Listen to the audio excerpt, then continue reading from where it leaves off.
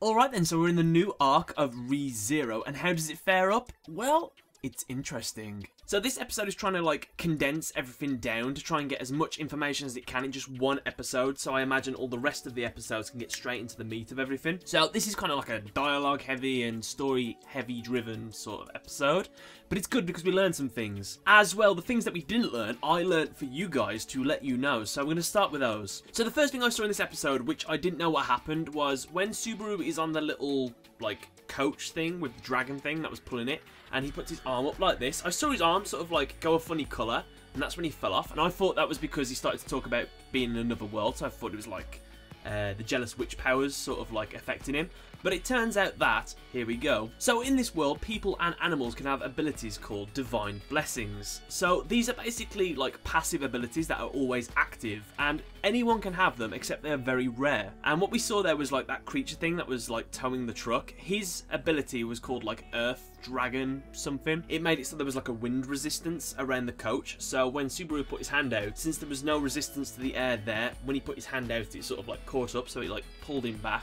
So that is what that was for. And the reason this is interesting is because I got to find out a bit more about Reinhardt's passive abilities, because he has a lot of divine blessings. So many, in fact, that I've written them down. So if you want to learn about Reinhardt's abilities, then here we go. So his first passive ability is he cannot be hit by arrows or projectiles. As you saw in the first fight against Elsa, she threw like a dagger or something at him, and it like automatically like went past him like this. That means he can't ever be hit by any projectiles like that. So he has to be beaten in hand-to-hand combat, I guess. That's crazy. He cannot be cursed, so we kind of wish that Subaru would have had this ability, but he can't be cursed. He has swiftness, so he can move at inhuman speeds. He has a first attack immunity, so if someone tries to attack him first, it'll always guaranteed miss. And apparently he has an immunity to a second attack, so the second attack always missed. And the thing I read said that he can keep on avoiding like attacks consecutively. I don't know how true that is, but if that's true, then that's overpowered. He has a passive called Initiative, which means that he cannot be ambushed in any situation, so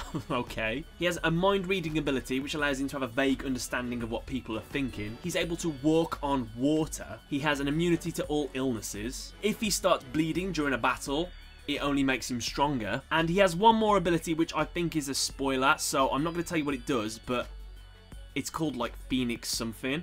So if you want to look more into that, you can find out what that last passive ability is. All I'm going to say is it's overpowered. So anyway, I just found that quite interesting that these people have these abilities. I'd like to see Subaru maybe get one. We know that Felt had one. She has a wind passive. That's how she was able to like move so fast. And the only reason I bring up Felt is because she came back in this episode. Now, I knew something like this would happen with Felt, that she'd be like a candidate for the throne or something like that. At first, I thought Reinhardt was going to do something where he would be eligible for like the crown or like the prince thing or whatever it was. But I was glad to see that's not the case. Reinhardt does seem like a good person, I hope. But yeah, I think because Felt could touch that stone thing from like the first couple of episodes that Amelia had, that proved that she might have been eligible to the throne because only like royalty could touch it or something like that. So that's my understanding of it anyway. Now we also meet in this episode all the other like princess women kind of thing that are eligible for the throne, and they all seem really interesting. I'd like to know more about them. First one we see is Priscilla, and she's kind of like the snobbish, like, I've never seen an unpeeled apple before, or an appa anyway. And I learned a bit more about her. Apparently she's like under 20 years old, something like that.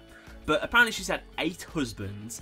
They've all died somehow of unknown illnesses. She's able to manipulate fire as well to some degree. She seemed very confident with her own strength, but apparently she is quite like a powerful fighter. But I don't know what level of like skill she has anyway. The other candidates we had was Anastasia, Crush, Priscilla, and Amelia as well. And of course we have Felt. And I wonder what like they might have in common. I wonder if they were all like something to do with the Jealous Witch, because I know Amelia called herself like the Jealous Witch before. So I'm just interested to see like what connected strand they all have together. There's got to be something. The only other 2 things I want to say about this episode is we got to see Rem still. I'm glad that she came to the capital as well. I was happy to see that she continued. And I love like how she's basically like smiling all the time around Subaru. So she's basically like a massive crush on him. And normally before, when she'd like slag him off like all tsundere, she's all like dere now, where she's like really into it. So it's quite funny. And I'll be honest with you, I got tricked by that cat woman as well. Felix, I think it was. I was like, oh, that's a cool design. Yeah, she looks quite cute. Oh, by the way, that's a guy. And I was like, oh, why do you do this to me, anime? So yeah, we have some interesting twists and turns installed. I'm interested to see how dark this arc is going to get, because apparently it's the darkest one so far, because there's a lot of suffering going on.